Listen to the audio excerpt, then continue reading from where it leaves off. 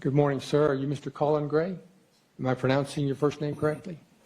Mr. Gray, my name is Curry Mingledorf. I'm assigned to preside over this morning's proceeding. This is your first appearance hearing.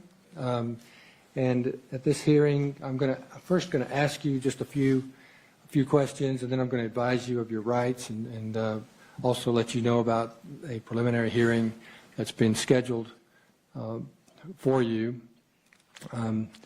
Why don't you just state your name, please? All right, pull the microphone down, please. There you go. All right, and how old are you, Mr. Gray? 54.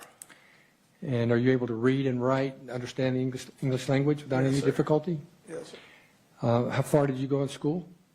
11th grade GED. Okay.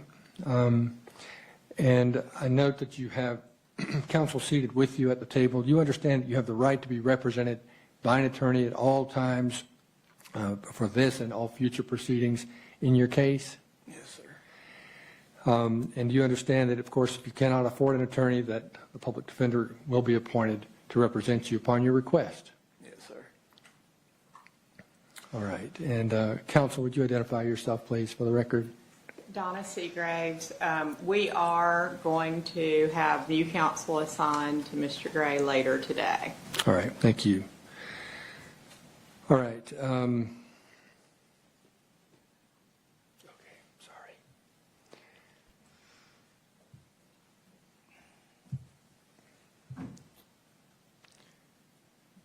Just need to make sure that the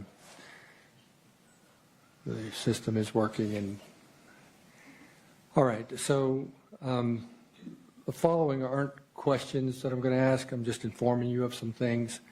You have the right to remain silent. Anything you say can be used against you at further hearings or at a trial on the charges that you're facing. For this hearing, you're not going to be questioned about facts and circumstances surrounding your charges. You are currently charged with, and you'll be provided with copies of the warrants if you don't already have them. You're currently charged with 2 counts of felony murder in the second degree. You're charged with 4 counts of felony involuntary manslaughter. You're charged with 8 counts of felony cruelty to children in the second degree. Now, for these offenses, for the felony murder counts in the second degree, felony murder in the second degree, the maximum penalty for each count is up to 30 years imprisonment. For felony involuntary manslaughter, of course, again, there are 4 counts. The maximum penalty for each of those offenses is 10 years imprisonment. For the 8 felony cruelty to children counts, the maximum penalty under the law for each of those 8 counts is 10 years imprisonment, for a maximum total possible penalty for the charges that you currently are facing of 180 years imprisonment. If you have questions about these charges, which I assume that you will, the court urges you to discuss those with your attorney.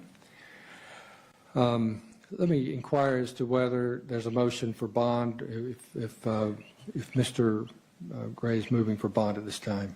No, sir, not at this time. We will allow alternate counsel to make that decision. All right, thank you. All right, I also need to inform you that you have the right to an indictment by a grand jury, and you also have the right to a preliminary hearing unless you make bond or waive such a hearing. You have the right to a speedy and public trial by a judge or jury. You have the right to confront and cross-examine all witnesses. You have the right to call witnesses on your own behalf and testify in your own defense if you so choose. I want to make it clear to you, Mr. Gray, that you are presumed innocent. Your refusal to testify at any point cannot be used against you in determining whether you are guilty or not guilty. I mentioned the first appearance hearing a moment ago. That is being set for you for December 4th, 2024 at 8:30 a.m. Currently, that's set to take place in the Magistrate Court of Barrow County. It could be subject to change, but I just want you to know that that is the date that we currently have. In fact, counsel, could you approach, please? I have this, let's see, I need to scratch this out.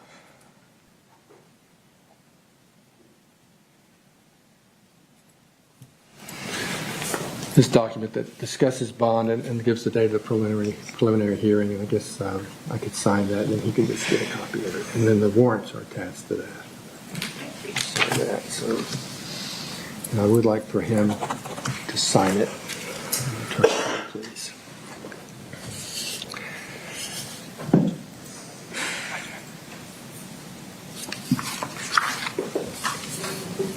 Sign right there, just so you're getting a copy of this. He is giving you a copy.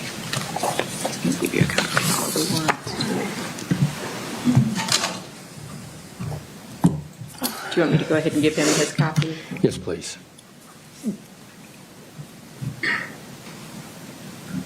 And the page continues. I'll put on the first one.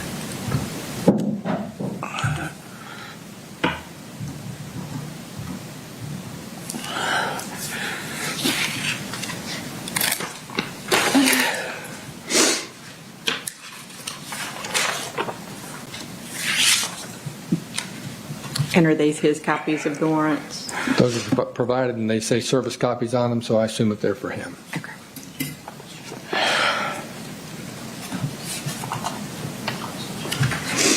Sergeant Briscoe, do you concur with that? Is that what those copies are for? That's the detention center.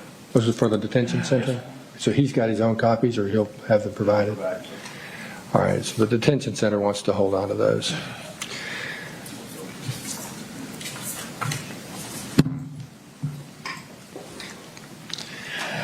All right, let me, and thank you, Ms. Seagraves.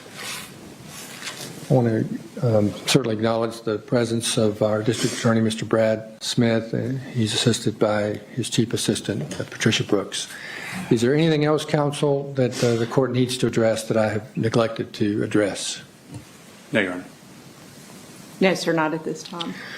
All right. I do want to thank those who are in the gallery who have an interest and who have appeared. I appreciate the decorum that has been maintained throughout this proceeding, or both of these proceedings today. And with that, this matter is adjourned.